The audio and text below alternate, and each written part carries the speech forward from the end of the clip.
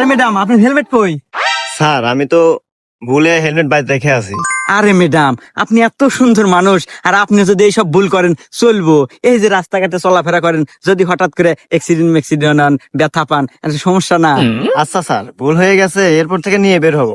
আরে ম্যাডাম ঠিক আছে, আপনার মতো এত সুন্দর মানুষের দিয়ে একটা ভুল, এগুলা কিছু ভুল না। এটা যাই হোক, এই যে আজকের মতো আমার হেলমেটটা আপনি নিয়ে যান, এরপরের থেকে আর ভুল করেন না, নিয়ে বের হেন।